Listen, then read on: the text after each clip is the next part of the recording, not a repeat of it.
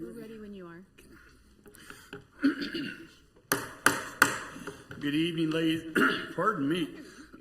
I'll try one more time. Pardon me. Good evening, ladies and gentlemen. Welcome to this regular session meeting of the Leawood governing body. I'll call the meeting to order and ask the clerk to call the roll, please. Councilmember Phila. Here. Councilmember Larson. Here. Councilmember Sippel. Here. Councilmember Gayed. Here. Councilmember Harrison. Here. Councilmember Castor. Here. Councilmember Sunkel. Here. He's on Zoom. And Councilmember Kane. Here. She's also on Zoom, Mayor. And I'm present as well. You're present and presiding. Thank you.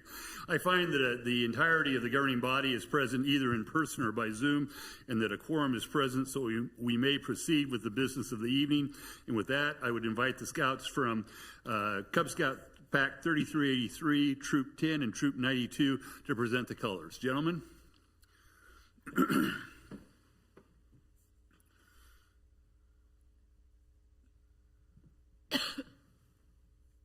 Please stand for the presentation of the colors.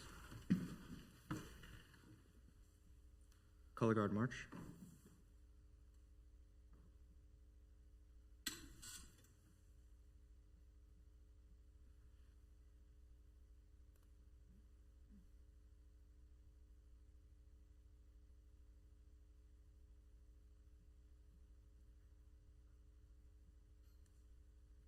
Color Guard Halt.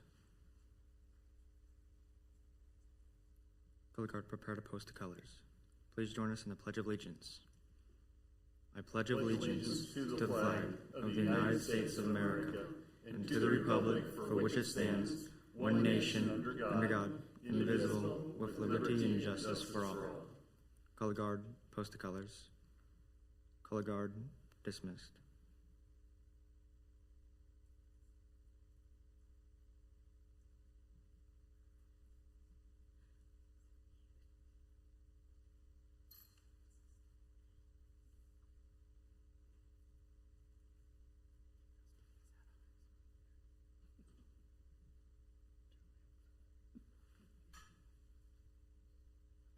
Thank you. Thank you. Well done. If you don't walk away from the podium quite yet. Nice try. And if your friends could join you at the podium as well, I'd be grateful.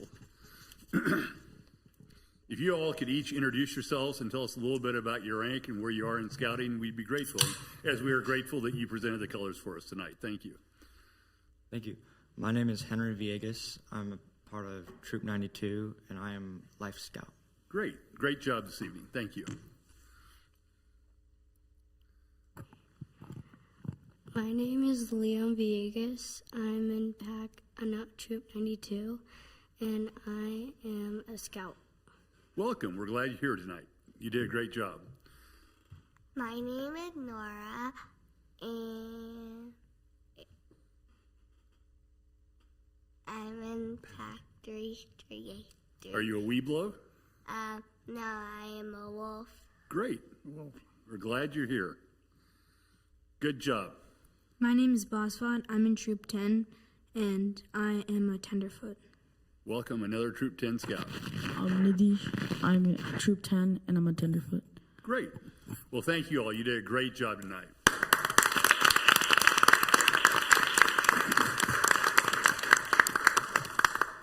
With that, I would ask staff if there are any revisions or edits to the agenda as it was published for the public.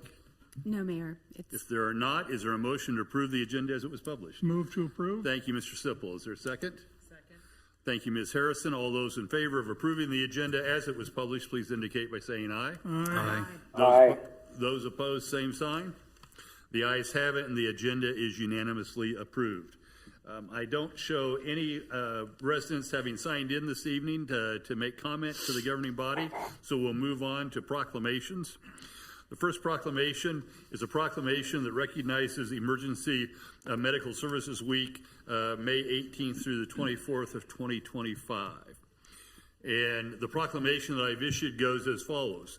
Whereas emergency medical services are a vital public service, and whereas the members of emergency medical services teams are ready to provide life-saving care to those in need 24 hours a day, 7 days a week, and whereas access to quality emergency care dramatically improves the survival and recovery rate of those who experience sudden illness or injury, and whereas emergency medical services fill healthcare gaps by providing important out-of-hospital care, including preventative medicine, follow-up care, and access to telemedicine, and whereas the emergency medical services system consists of first responders, emergency medical technicians, paramedics, emergency medical dispatchers, firefighters, police officers, educators, administrators, pre-hospital nurses, emergency physicians, trained members of the public, and other out-of-hospital medical care providers. That's just about everybody.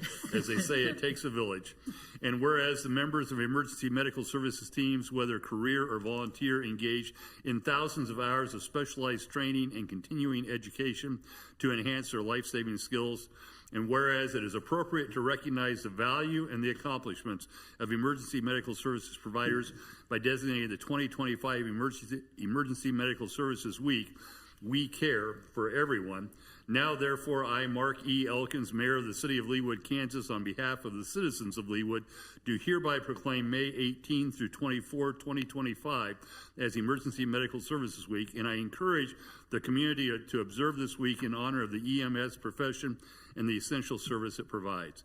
In testimony whereof, I have hereunto set my hand and caused the seal of the City of Leawood to be affixed this 19th day of May 2025. Chief, do you have comments you'd like to share with us about this very important week? I don't, but I can defer to Division Chief of EMS, Aaron Klein, who I brought to accept the proclamation. Aaron, welcome. You're on the spot. Yes. Fully well ambushed here. Well, that's what.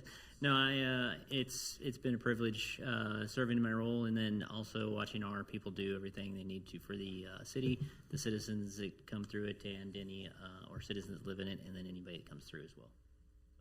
Thank you for all that you do. I think that we have the traditional picture to be taken here, Aaron. All right.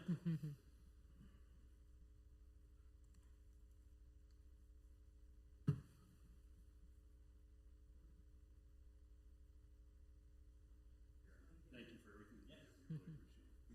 Chief, thank you. Thanks, Mayor.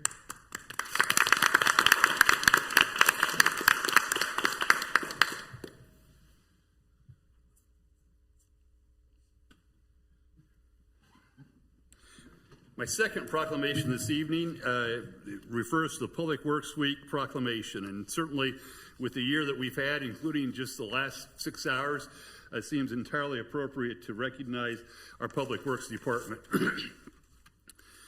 So with that, I would note that whereas public works services provided in our community are an integral part of our citizens' everyday lives, and whereas the support of an understanding and informed citizenry is vital to the efficient operation of public works systems and programs such as storm sewers, streets and highways, street lights, traffic signals, public buildings, fleet maintenance, and snow removal.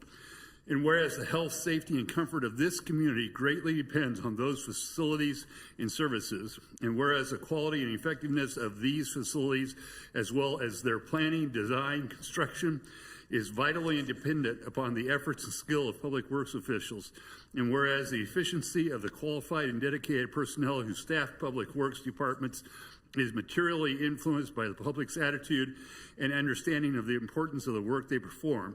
Now, therefore, I, Mark E. Elkins, Mayor of the City of Leawood, Kansas, on behalf of the citizens of Leawood, do hereby proclaim May 18 through 24, 2025 as National Public Works Week, People's Purpose and Presence in the City of Leawood, and hereby call upon all our citizens to join with representatives of the American Public Works Association and government agencies to pay tribute and recognize the contributions which public works professionals make every day to protect our health, safety, comfort, and quality of life. In testimony whereof, I have hereunto set my hand and caused the seal of the City of Leawood to be affixed this 19th day of May 2025. Mr. Lay, as always, we're very grateful for what you and your team do. Do you have a few words that you'd like to share with the governing body? Yeah, thank you. We did kick it off this week with having people come in overtime tonight to remove trees from streets, so they were doing that. And then tomorrow, we do get our second award for Mission Road from 133rd to 143rd, so that's nice. That's through APWA. And then Thursday, we are going to have a lunch together to celebrate everything Public Works does. So, thank you. They get to work overtime. Little extra money in their pocket.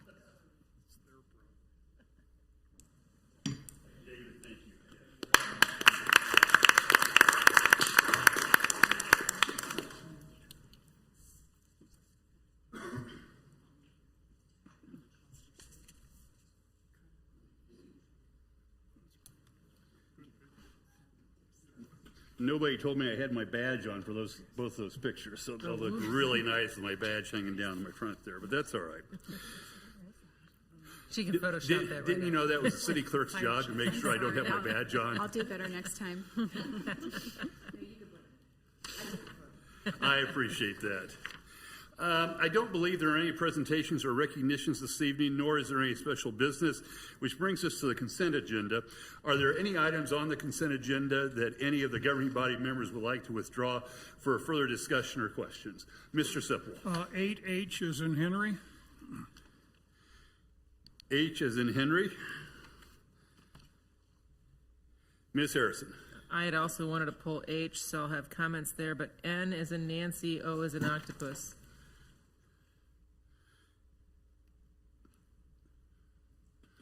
N and O. Any others? If not, is there a motion to be had approving the balance of the consent agenda with the exception of items H, N as in Nancy, and O? So moved. Thank you, Ms. Villa. Thank you, Ms. Larson. Any discussion? All those in favor of approving the consent agenda with the exception of items H, N, and O, please indicate by saying aye. Aye. Aye. The opposed, nay. The ayes have it, and the consent agenda with the exception of items H, N, and O is unanimously approved. I'll call out item H now, which is a resolution approving and authorizing the mayor to execute a professional services agreement between the city and Kimberly Horn and Associates in an amount not to exceed $128,849 pertaining to the 133rd Street Trail extension. Mr. Sipple. I have 8H as being the $300,000 contract for the comprehensive plan is H that I've got. That's the G on mine. It's G. Oh. Well, on the paper copy, they call it H. So I would like to talk about the comprehensive plan selection. That's probably Julie's. Julie. Ms. Hurley? Sorry.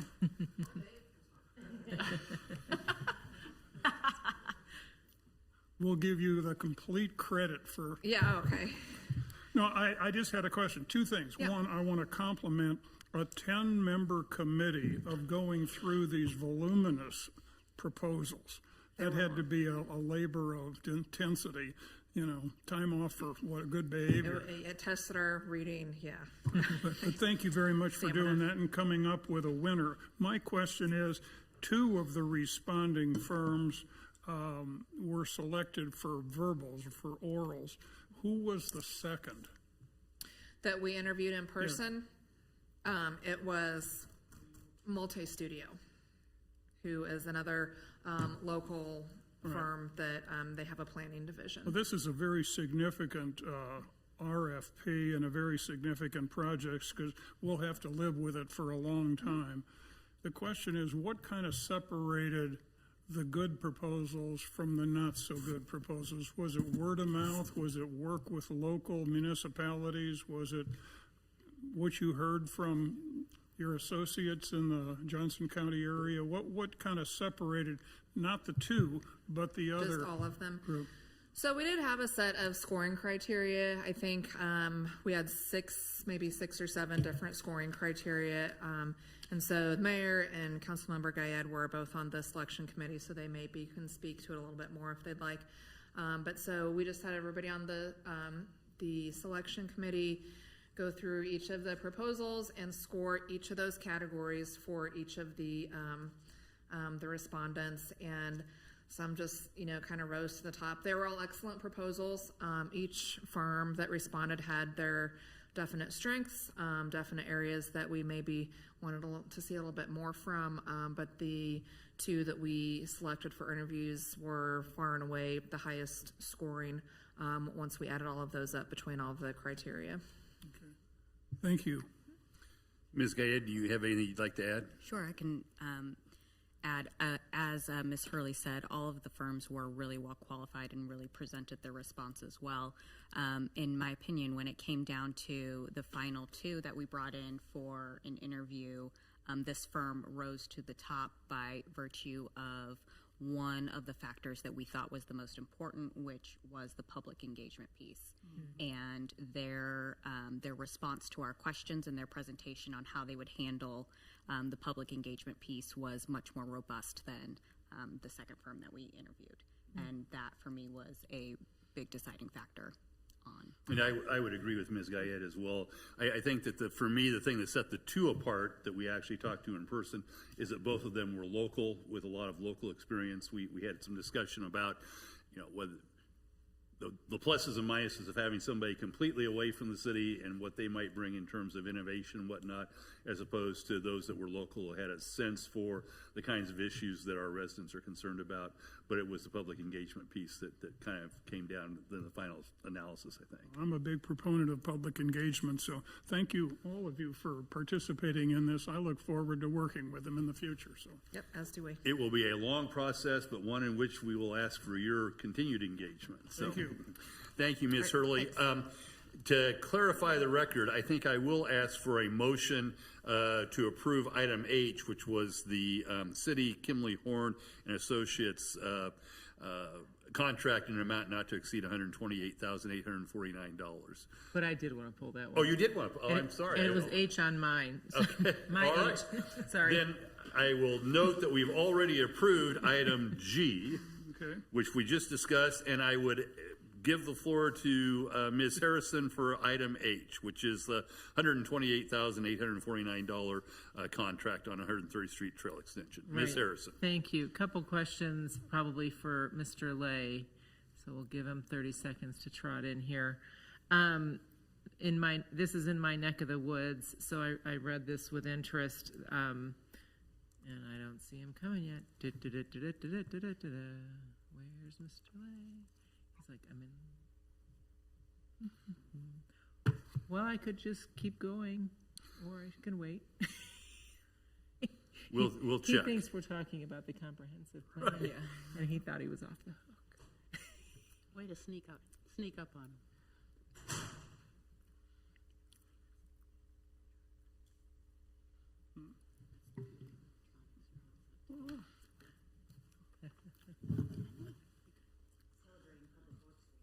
Yeah, oh, that's right.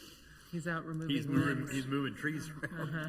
He's manning the bulldozer out back. And here he comes. Not time to celebrate quite yet, Mr. Lay. I'm sorry, Mr. Lay. Chuck's H and my H were different, but I had H pulled on mine. I just thought we had already had it covered. So the 133rd Street Trail Extension, it's in my neck of the woods. I walk 133rd Street all the time, so I have questions about this. The section that we're adding, the one section on the north side of the street that does not have sidewalks, trails, whatever, what's the linear distance of what will be added? Because there is sidewalk over there by the St. Luke's Micro Hospital, and then there isn't, and then there is again. So what are we talking about distance-wise? On the distance, it's Give or close to take. probably half a mile would be my guess. Okay. So it goes from High Drive. We were actually going to take the trail all the way to State Line, so it was a connection all the way through to State Line. So even though we have a sidewalk along a portion of that sidewalk would come out and we would put a trail there. That's the initial plan. Okay. So, okay, because I knew there was a side. I also picked up trash along here just to self-brag. The Rotary Club has picked up a lot of trash along this way, so I feel like I know it well. So, in the interest of being fiscally frugal, because I can't help myself, my preference would be not to take out sidewalk that's not even been around for 20 years, because that was probably put in when the micro hospital was put in. But my preference would be to leave healthy sidewalk there, and then just add it where we don't have it, if that would be a cost-saving measure. And then I'm also wondering if, I love a good 10-foot wide, because then two people can be walking side by side, and they can come along, somebody who's walking a dog this way, and nobody has to move. But I know 10 feet wide is also more expensive. Would it be practical in this case, because of these retaining walls, to have a skinnier sidewalk where people actually had to go single file if they were to meet up against each other, dog walker versus, just to save on some of this construction? $1 million for a half a mile for sidewalk feels extreme, I guess, is really my point. And I'm just wondering if we could cost shave on this and still have a safe sidewalk in here. So probably the biggest cost is there's 6 properties along Greenbrier that there's a retaining wall and it's within the right of way. Bunch of landscaping behind it. The city built that over 20 years ago. The retaining wall is too close to the back of curb to even put a sidewalk in. Because we looked at that. Would there be an option to go in there and just put a 5-foot wide sidewalk, something just very cheap, and be able to provide a pedestrian connection? And there is no way to do that with the streetlights in the way. So we do have to remove the retaining wall and all the landscaping, whether we put an 8-foot trail or a 10-foot trail. Okay. The thought is from High Drive west over to Metcalf, it's quite the distance. It's 10-foot wide. It provides a bicycle and pedestrian corridor for people along that street. So that's why we were looking to make that connection all the way over to State Line Road. But once we have the engineer on board, they can do the design and provide us the cost alternatives. And if you want to look at trying to cut the cost back, we could look at stopping east of Greenbrier if that's what the council would like to do. I love the connectivity, because as 133rd gets busier, it is a little hairy to cross there. It's a kind of an S-shaped curve, and people go faster than 35. And it is a very well-traveled route with Gezer Park at one end and the Starbucks at the other end. It's a very well-traveled route, and you do have to cross over to the south side right now to do it. So I appreciate it. I was hoping there was a way, and I'm glad to know you considered narrower there by those retaining walls. I always wondered who owned those retaining walls. It sounds like, as usual, our staff has done all their due diligence, and I was just hoping I found a cheaper way to do it. So I think that's all I had about that. But thank you. I just had one other question too. The last line of your summary here, I just had a question that said, we're not pursuing outside federal funding because we don't have staff to manage that right now. Do you have like an estimate of how much federal funding, not just for this project, but just in general, and if we were able to share resources with other cities near us, is that feasible, or are those projects so time intensive we'd have to have our own person to do that?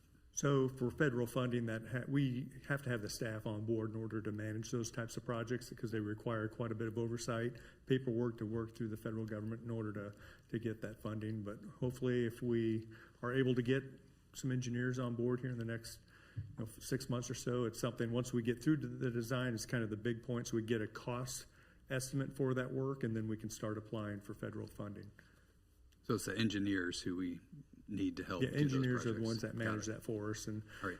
Thank you we very are much. allowed through the KDOT to manage our own projects, but we have to be certified through KDOT, and so that requires engineers.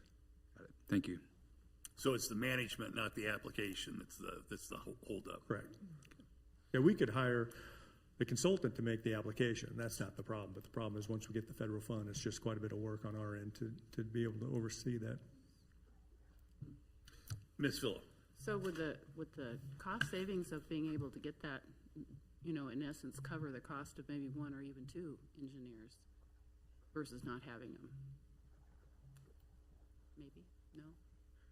You just have to hopefully get people to apply for the job. That's the tough part. There's several cities throughout the Johnson County that are having the same problem with not being able to And so hiring a consultant isn't an engineer in the minds of the folks handing out the grant?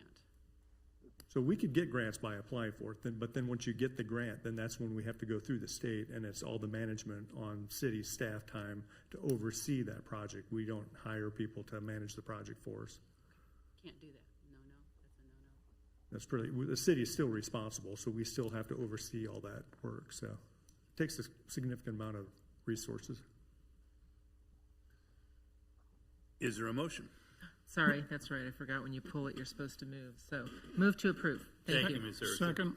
Thank you, Mr. Sipple. All those in favor of adopting the resolution approving the mayor to exercise an agreement with Kimley Horn, please indicate by saying aye. Aye. Aye. Those opposed, same sign. The ayes have it, and item H is unanimously adopted. Now call Planning Commission case number 34-25, which is a resolution approving a revised final plat for Hallbrook East Village 5th plat located south of 114th Street and east of Overbrook Road. Ms. Harrison. Thank you. This is a pattern that you'll have heard me speak about in the past, or an issue that is becoming a pattern, I should say. We are platting subdivisions for what we think are going to be smaller homes with hopes to diversify our housing stock. And we are giving the developer smaller setbacks in the front and the side and the back, and we're allowing higher density. But this is the second subdivision now that I'm seeing replats where folks want to buy up a couple of lots and build bigger houses. But it looks to me like they're still getting the setbacks for the original plat or planning. Maybe I'm wrong about that, but I have a concern with when, because this feels like a big bait and switch, when we had a plan that we would do one thing and therefore we would allow smaller front yards and smaller backyards because the homes were smaller and they were compact and close together. And now folks, for whatever reason, and there have been a variety of interesting reasons as to why this has happened in Aventino and now here, and N and O deal with both, so I don't need to pull them both. I can talk about both. So I have a concern that maybe we need a policy in place for if properties are combined, then the larger setbacks need to be required for these larger homes that are going in, because what we're going to end up with are huge homes on smaller lots, and people will wonder, well, why is the lot so small? Well, it's actually supposed to be two houses there instead of one. And I feel like we're playing an unfair game here with regards to setbacks. Maybe nobody else has that concern, but like I said, it's now maybe the fifth time in Village East that this has happened, and maybe fourth or fifth. And then we're also seeing it in Aventino. So my goal when we said smaller lot sizes was to have smaller homes. That didn't happen. We still have $1.5 million homes on smaller lots. Okay, but this other was not. I didn't anticipate that this would be the thing that we'd see a year and a half or two later. But the Planning Commission didn't seem to have concerns. But I'd be curious what my fellow council members think about this. And just a matter of clarification, this is not Village East, this is Hallbrook. Sorry. East Village. East Village. So many Easts. Village and East so many gets the- villages. Village Sorry. East gets a bad reputation. Different. I mean the Hallbrook East Okay, very good. Village. But sorry Ms. about that. Ms. Hurley, do you care to comment? I'll just confirm that when they combine these lots like this, they do get the setbacks that were approved with the original plat. And so in this case, you're correct that they did get reductions in those setbacks. So those did carry through to this. And we do not have a policy, it's not written into the LDO, that we would need to go back and sort of reset the setbacks or revisit those. So that's certainly something that we can add to our ever-growing list of items to take a look at as we go through the comprehensive plan. And we are going to be updating the entire LDO as a part of this. So can absolutely add that to what we take a look at. Ms. Phillip. I would just add the same concern that we have in Old Leawood, where those massive homes go up, where there was maybe half or a fourth of the footprint. And now Koenig has now, instead of having, if you have a pitched roof and then it's set back a little bit, now it's got pitched little things that stick out like this, and the wall is completely flat, and it makes the massing of it even more evident. So if you could be addressing those, that would be much appreciated. Sure, and kind of the same vein, infill and redevelopment and, the tear downs and rebuilds are certainly something that we're cognizant of happening more and more, and so absolutely intend to take a look at the best way to address those going forward as well. Ms. Larson. Lisa, I understand your concern. I happen to I drive by this property several times a day. I walk by it, and when you look at the map, it looks bigger than what it is. The distance from the front to the back of the lot is not that far. And this was originally platted in 2017. They have not been able to find people interested in building homes on this small of a lot in 8 years. But the demand is there to combine these lots and have a larger home. And even then, there's not going to be a lot in the front or the back. We don't know how they're going to configure the house on this particular piece of property, but combining these lots makes sense to me as a person that walks by there on a regular basis, because I have looked at it for 8 years. I'm like, how are they going to do that? And so it does make perfect sense to me, just being familiar with the property. But I understand your concern about, we approved platting with setbacks for a certain way, and then it's changed down the road. So I do certainly understand your concern there. Is there a way for us to, sorry, I should have raised my hand again. No.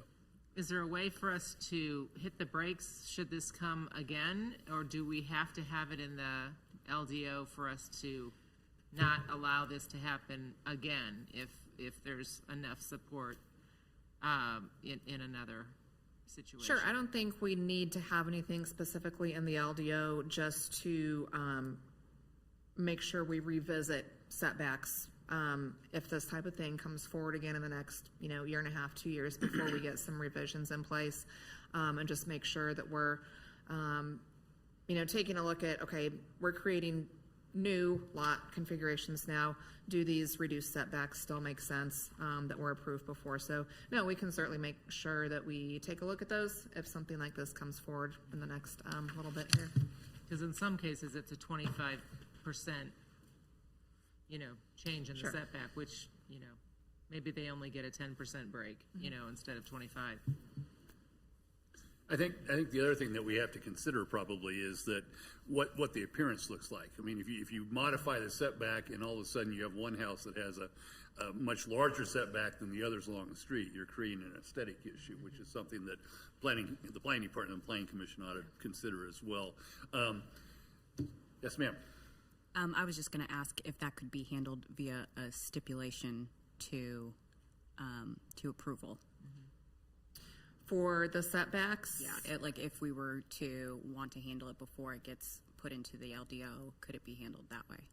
So if another one comes forward and yep, absolutely. And as staff, again, as we work with an applicant on this type of thing, we can address it, and then the planning commission could certainly recommend a stipulation regarding the setbacks that would then come forward before you all. Mayor Elkins, Councilmember Kane also has her hand raised. Oh, thanks. I'll be with you in just a second, Julie.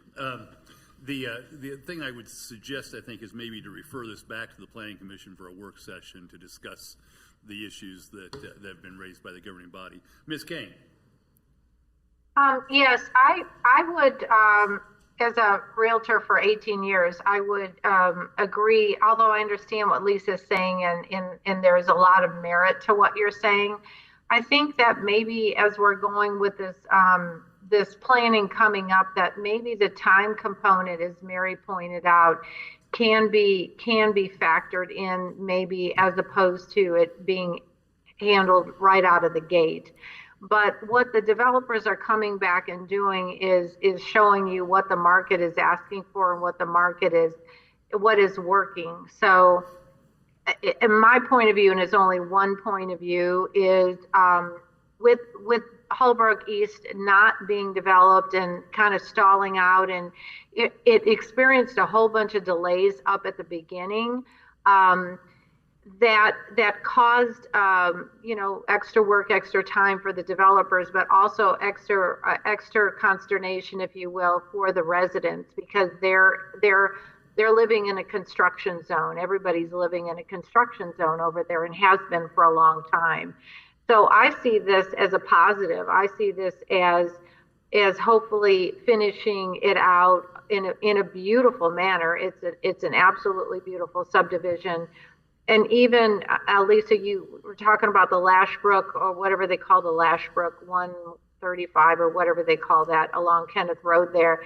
I mean, them taking twin villas or triple villas and turning them into single family homes, because Aventino is showing the need for that. To me, I view that as a positive as well.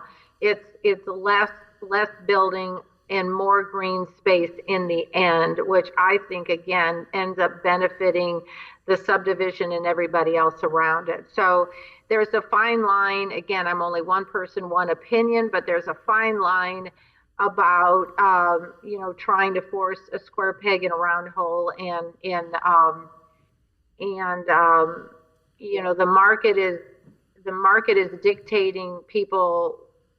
They don't even necessarily want a bigger lot, a bigger home, bigger lot. They're just combining them because they're getting there and putting their house on the lots and realizing how very small they are, if you will.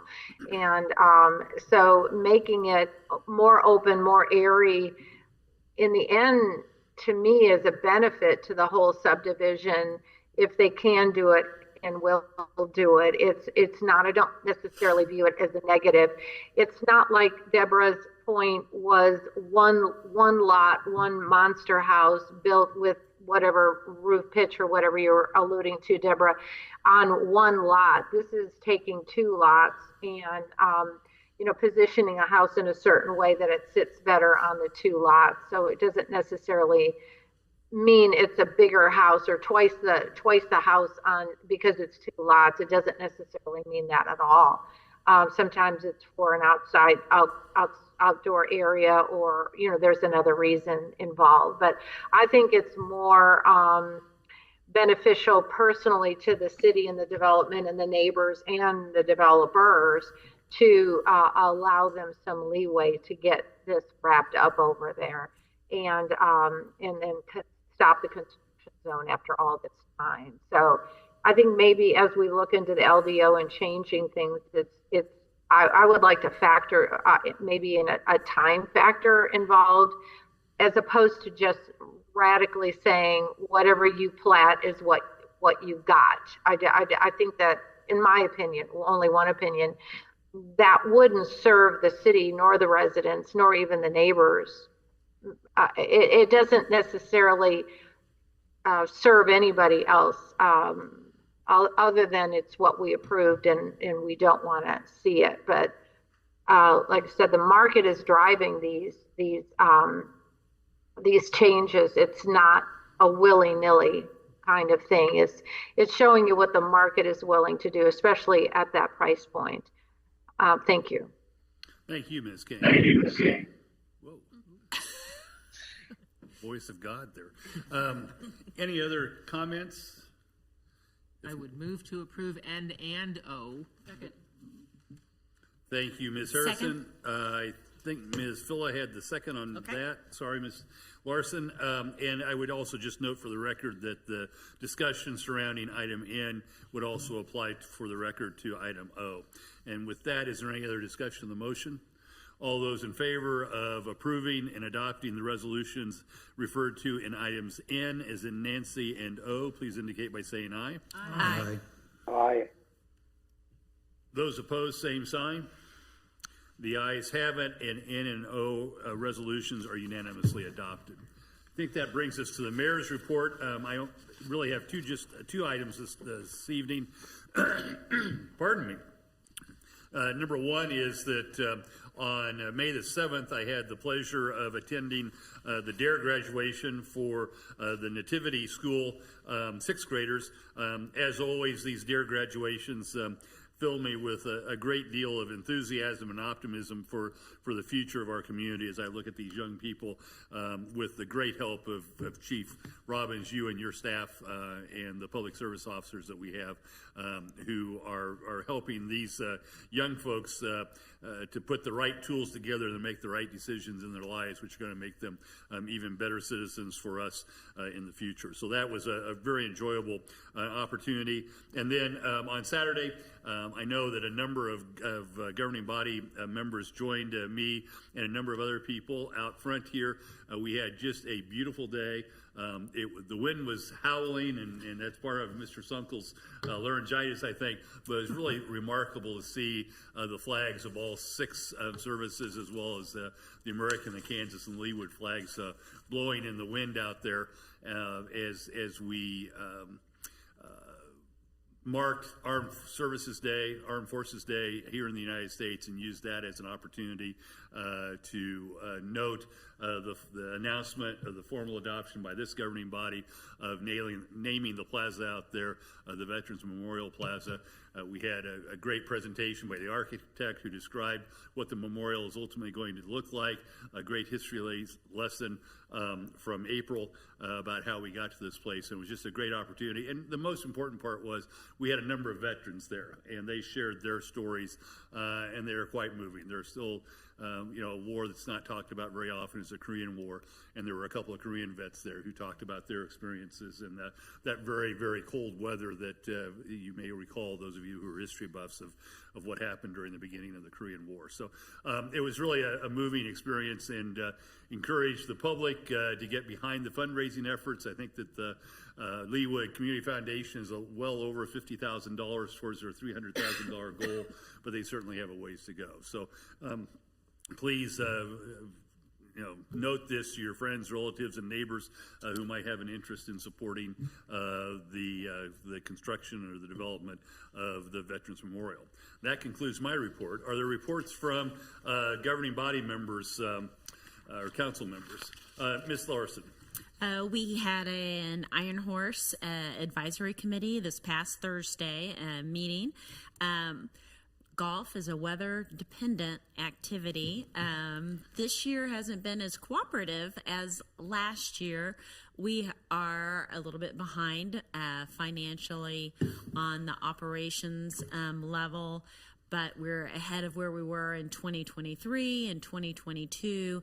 And with the strong April and good start to May, strong May, we're expecting to erase those deficits by June. Lots of activity on the golf course. The new carts are there. They've hosted their first 8 golf events. There have been 6 non-golf related banquet events. The range mats are installed. People are loving the mats, loving the new golf carts. And then just a fun factoid. 14 birdhouses were installed, and they are being actively monitored by the K-State Extension. The data will end with Cornell Institute of Ornithology. I wasn't familiar. 5 boxes are currently active with 3 species: the eastern bluebird, the black-capped chicken, and American tree swallow. There are 5 eggs and 8 hatchlings. So just a fun factoid. It's not all about golf at an Iron Horse. So they're keeping close tabs. Close tabs. So thank you very much. Thank you, Ms. Larson. Other reports from any of our council members? If I not, believe. Oh yes, Ms. I Kane. believe I believe the bird is called a black-capped chickadee. Chickadee. There's no such thing as a black-capped chicken, but I'm glad. just going on what is in the printed material. Thank you for the correction. Your printed materials are wrong. That would be a flunked that my would be, ornithology class. well, being a bird freak, I'm thrilled to hear you have the bluebirds and the black-capped chickadees are dime a dozen. And I don't remember what the other one was, but that made me chuckle to call it a black-capped chicken.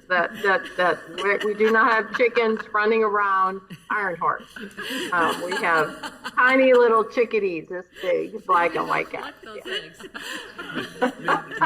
Mr. Brannick may be our arborist, but Ms. Kane is our ornithologist for the city. Well, Ms. Kane and Lisa right next to you, she and I, we do a lot of bird talk between the two of us. So yeah, we can be our experts, the resident experts here. But if you've got bluebirds, you're way ahead of me. That's awesome. So thank you for that. That's super cool. I love hearing that. Thank you. That is an awesome species for us to have there in the Yeah. city. Ms. Stoddard, do you have a report for us this evening? Yes, Mayor, although that's a hard one to follow. I did want to note that the staff has been working on updating some draft economic development policies. It's been a while since we've looked at our economic development policies, and I regret not having this on the agenda earlier, but I note that under new business, we'll be asking you all to schedule a work session for the June 16th meeting. We would also request, if you would be willing to do so, to add to that item scheduling a work session on June the 2nd at 6 p.m. for the purpose of talking about the draft economic development policies. Any questions for Ms. Stoddard? If not, we'll move to committee recommendations, and with that, I would call Planning Commission case number 39-25, which is an ordinance approving a special use permit, preliminary plan, and final plan for Cornerstone AFE Private Wealth located south of 135th Street and east of Knoll Avenue. Ms. Hurley, please proceed. Okay, thank you, Mr. Mayor, council members. As you said, this is a request for a special use permit for a private club, as well as a preliminary plan and final plan to renovate the existing building that was formerly occupied by the Gaslight Grill. The applicant is AFE Private Wealth, and they are looking to renovate the building into dual purpose for their business offices, as well as a private club for their members. So they are not making any additions or modifications to the outside of the building. Fixing up what's there, kind of bringing it back up to standards. It's been vacant for a couple years, as you know, replacing some landscaping, painting, fixing some wood rot, that type of thing. And then they are intending to add floor space in the mezzanine level, the middle of the building, adding about 2,000 square feet in there. So are increasing the overall square footage of the space in there without actually adding on to the footprint of the building. So the Planning Commission did consider this at their April 22nd meeting and voted 9-0 to recommend approval of this. And I can answer any questions you might have, and the applicant is here as well to speak to this. Thank you, Ms. Hurley. Mr. Sipple. Julie, is AFE Wealth new to Leawood? Are they located someplace else in the metropolitan area now, and they are moving to Leawood for this new facility? I believe they are new to Leawood, and I will let the applicant speak a little bit about their business model. Other questions for Ms. Hurley? Dr. Castor. So would this private club just be open during business hours? Is it like staffed, or do people just key card in when they want to go in? Yep, so I'll let them talk a little bit more about it, but basically it would be a key card access entry for their membership, and it would be available 24 hours a day for those members that had the key card access. With that, I'll invite the applicant to come forward if they have anything they'd wish to say to the governing body. And if you could state your name and address for us, we'd be grateful. Welcome. I'm Paul Stoss with NSPG Architects. We're at 9415 Knoll Avenue. And then I've got Ryan Anderson. Ryan Anderson with AFE Private Wealth, 7200 West 132nd Street. Overland Park. So we're moving the business from Overland Park to Leawood. Great. We're glad to have you. I think there were a couple of questions. If you want to respond to those, that'd be great. Yeah, so I don't know whether you say it's open 24 hours or closed 24 hours. It's a key card access system, so you've got to have a key card to get in, and the member would have a key card so they can access it, kind of like our existing office building now. We have access to the building 24/7, our office building, so there aren't hours because it's not open to the public. Ms. Phillip. I'm curious, is this a recreational facility as well as eating and dining, or are you going to be, do you have weights, swimming, boxing? The private club has some golf simulators in it.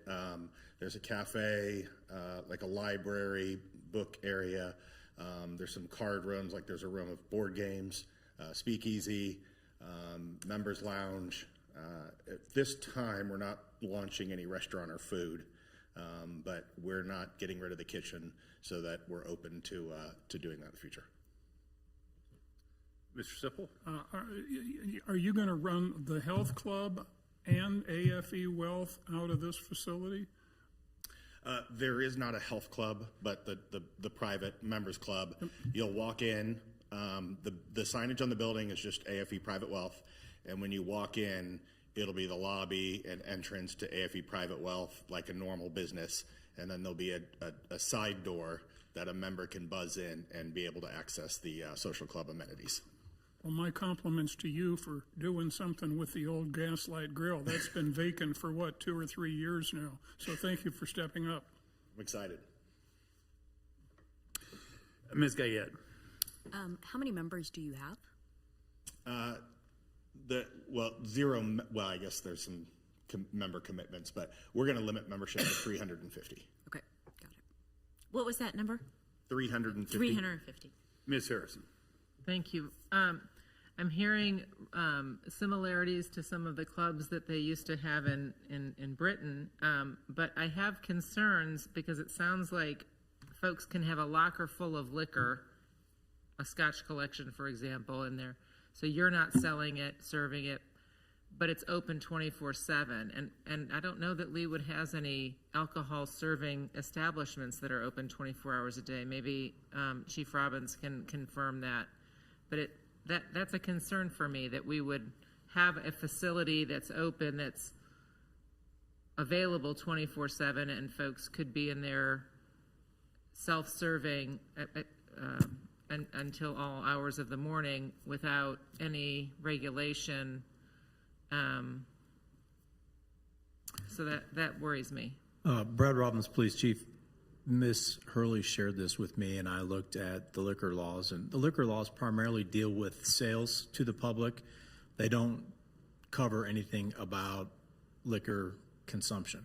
So whether you're in your own home or whether you're in a private club, you can choose to drink when you choose to drink. Sure. It's only covered, the only things that the law covers are sales. Right. Be it and so package I feel sales like, or yeah. individual bottles or individual serving sales in restaurants. Are the country clubs open until what? The bars at the country clubs are open till 10 o'clock? It's staffed, so it's not open late because it requires staff. Right. So usually it's regular service closes around 10. Right. I think there's a key differentiator in we're not serving. Right. I understand that. The same as if you've got alcohol at your office or your workplace, or you've got it in a break area, or my vision for this is similar to your own home. The social club is to feel like it's an extension of your own home. So very similar to if you had a party and I went to your house and you made a drink for me or served a drink, or I brought a bottle of wine over to your house, it's the same sense of responsibility, just like you're going to someone else's house, just like you're going to a restaurant. But yes, there's a place where you can have bring your own and keep it there, kind of like your own little wine locker or whatever. But it's the concept is that it's an extension to your home, so you might get together with friends there if you didn't want to, clean your whole house to get it ready. Right, and I understand and appreciate those differences, but when the Harrisons throw a party, it's not a 24/7 party. The party shuts down at a reasonable hour. I wouldn't have a problem with this if it was not a 24/7 access, but it worries me that folks essentially are buying a membership to a place where they can throw parties. Your members can throw parties without any oversight. They're in Leawood, and you've got attractions there where you're encouraging them to mill about. Let's golf. Let's have some beers, and there's no bartender watching the consumption or limiting the consumption if things get out of hand. And there's 3 o'clock in the morning. I love that Leawood the streets are very quiet here at 10 o'clock at night in Leawood. I love that about our community. We don't have a lot of bars in Leawood. I also love that about our community. This to me feels like a private bar with no hours, with no chaperones. And that to me, I have a concern about that, a real concern. I'd be fine if the key card stopped working and the lights went off at midnight. I wouldn't have this conversation, but 24/7 to me seems a little unnecessary, but also inviting of potential problems, frankly. So that's my concern and why I would not be in favor of this as is. Thank you, Ms. Harrison. Mr. Sipple. It's just my understanding that a card member can only invite 3 or 4 guests in on that card. You can't bring 15 buddies in for a poker game, an all-nighter. It's not that kind of a thing. You can invite, is it the card member plus 3? That's exactly correct, yes. Yeah, and so you really can't have too many free-for-alls in there, 4 guys, but unless several members brought their 3 friends as well, and then you could have a big group. But I understand Lisa's comments. There's something to be on the watch for, so thank you. I definitely appreciate your concerns, and I certainly don't want to have a business where I'm up all night worried about it. It's less about it being open 24 hours and more about how it's your key card and your access. Your party at your home ends at a reasonable hour. I think people will go home at a reasonable hour. I don't see this as a 24-hour thing. I just didn't have the key card set for certain hours just because some people might be night owls and want to work late or whatnot, or get in there at 4 a.m. or 5 a.m. to get a jump start. So I didn't set hours, but if somebody does have a problem or cause an issue, then they lose their membership. So I certainly want to police this thing as aggressively as you would as well. Are there any of these in Johnson County that we can point to that we're familiar with and that are problem-free? Or is this a very original, unique concept that nobody's done before in Johnson County? As far as Johnson County is concerned, there's one at 75th and I-35 called Arrived Outdoors that is 24/7, bring your own alcohol, lockers, things like that. Ms. Kane. Yes, I was just saying, I want to echo Chuck's sentiment about thank you for rejuvenating a space that has been sitting vacant for all these years. I don't recall how many it's been, 3 or 4. It could be more than that. It seems, I don't know, time gets away from all of us. So I think that's wonderful. It is a very attractive site and it's sitting in a good spot. So I love this model. You talked about, you were in the minutes how tech savvy and security savvy you were, and that this was going to be closely monitored, and it wouldn't do you nor your business any good to let it be a runaway train, if you will, either. So I think this is a cool concept. It really intrigued me. Welcome AFE Private Well to Leawood. Thank you for choosing us. And thank you again for rejuvenating a dark storefront, which is you know, in my opinion, should be done more and should be considered more often, because we've got several, as does everybody else. And I think it's really an advantage to the city to have people like yourself take that kind of thing on. So thank you very much, and I wish you all the best of luck. Thank you, Ms. Kane. Any other questions or comments, Ms. Larson? Sure. I want to echo Councilmember Kane's sentiments about refurbishing and repurposing this building. You know, the Gaslight Grill is, you know, was very well known. It was sad when it closed, so I appreciate that. I do kind of have some concerns about the 24/7 thing. I'm hoping we're not creating work for Chief Robbins, but I think that the concept is interesting. You know, I support it. I maybe feel more comfortable if it, you know, the key card stopped working at like 1 a.m., but it is your business, and if it goes awry, it's going to be in your lap. So,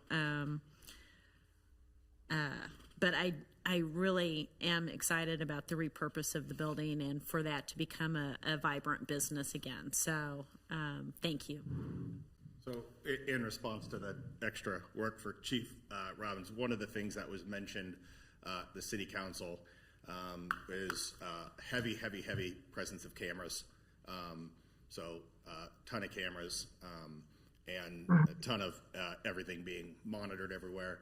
Additionally, I have a deep respect for law enforcement. I am a alumni of the FBI Citizens Academy. I've worked with continue to work with the FBI and Secret Service. And one of the things that we're doing is a challenge coin that police officers have 24/7 access as well, so they can drop by and get in anytime they want. Okay. So encouraging their presence and welcoming them, and they're always welcome. And their challenge coin, they can come in, get, you know, whatever they need and help themselves. So encouraging that law enforcement presence is a good step to making those community bonds as well. Thank you for those comments. Any other questions for the applicant or for Ms. Hurley? Move to approve. Thank you, Ms. Villa. Who was the second? Thank you, Mr. Sipple. Any further discussion beyond what we've had already? If not, because this is a special use permit, a roll call vote is required. And with that, I would ask the clerk to call the roll. Councilmember Sunkel? Aye. Councilmember Kane? Aye. Councilmember Harrison? Nay. Councilmember Guyed? Aye. Councilmember Larson? Aye. Councilmember Castor? Aye. Councilmember Sipple? Aye. Councilmember Villa? Aye. Thank you. I have a 7-1, 7-1 vote. Is that correct? That's correct. The ordinance is approved and adopted. Thank you very much. Appreciate your time this evening. Thank you. I don't have any old business. Under the title of new business, we have a question of scheduling a work session on June the 16th for the purposes of discussing 96th and Lee. And I believe that Ms. Stoddard asked for a work session on June the 2nd for the purpose of discussing proposed changes to the economic development policies of the city. Is there any discussion? Is there a motion? Motion to approve. Second. Thank you, Ms. Larson. Thank you, Dr. Castor. Any discussion? There's Mayor. Ms. Kane. Yes, Ms. Kane. Yes, thank you. I'm here. Thank you so much. We are, my big mouth is on the screen is not so big, right? So the Parks and Rec Department hears this on the 12th, June 12th. So if the discussion on 96 and Lee is June 16th, then I just want to make sure that we either invite the chair or I don't think minutes are done quite that fast, but so that you, the city council is clear what the public or Parks and Rec department was their reaction to the plans and their thoughts. So that's only obviously a 5-day turnaround or whatever that number is. So that's quick for minutes to be done, to be certainly not in the packet, but how do you want that to be handled, I guess is my question, because those things are happening very close together, the 12th and the 16th. Well, certainly we'll have the benefit of you and Mr. Sippel's comments, because I presume you will be there on the 12th. In addition, we'll make a point to invite the chairman of the chairman of the Parks Board to be there as well. Mr. Sippel. Just to add one more comment, I believe there is a neighborhood meeting, or was or is to be a neighborhood meeting with a lot of the adjoining neighbors around 96 and Lee, and it'd be good if we could get the sentiment of those people brought forward as well. I think that makes good sense. I would note that the consultant will be there for all these as well, and part of the role and the realm of the consultant is to synthesize and accumulate those comments. So I'm not sure that it's an absolute necessary that for this work session we have them. But Ms. Stoddard, you're managing the consultant, so I'll defer to you. Yes, there will be a neighborhood meeting. It will be scheduled after the work session of the governing body. There was kind of a sequence that you all were speaking of where you wanted the input from the Parks and Rec Advisory Board, and then the governing body wanted to look at the options prior to it being shared with the neighborhood meeting. So there will be one neighborhood meeting.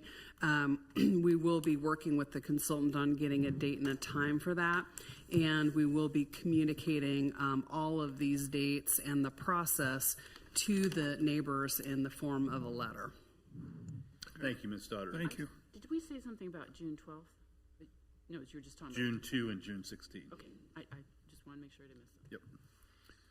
Yep. June 12th is when the Parks and Rec Committee hears it. Thank you. You did hear June 12th then. Okay. Is there a motion?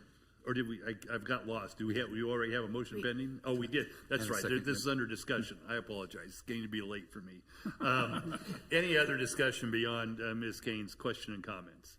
If not, all those in favor of scheduling a work session on June 2nd for the purpose of discussing our current and proposed changes to the economic development policies of the city, and on June 16th for the purpose of discussing once again the plan for the 96th and Lee property, please indicate by saying aye. Aye. Aye. Those opposed, same sign. The ayes have it, and we have unanimously scheduled those two meetings on June 2nd and June 16th. Again, I would just reiterate my gratitude to the governing body for so enthusiastically moving forward with these work sessions. I think they really streamline, even though one would question how streamlined these meetings are sometimes due to the chairman's lack of management. But I think that the work sessions are a great way for us to have that discussion outside the realm of the formality of the governing body. So thank you all for your patience in effectively letting me expand your meeting times on Monday nights by an hour and a half. With that, is there any other business to be brought before the governing body this evening? If not, is there a motion to adjourn the meeting? So moved. Thank you, Mr. Sippel. Second. Thank you, Ms. Phila. All those in favor, please indicate by saying aye. Aye. Those opposed, Aye. same sign. The ayes have it. The meeting's adjourned. Everyone have a great week, and thank you for a great meeting and a great work session. Peanut M&Ms. On the chair of the meeting. Fair point, though. It feels like you're still. Sometimes my brain's still functioning that way. They are just. Thank you. What's that? One of you. And thanks for your call. I was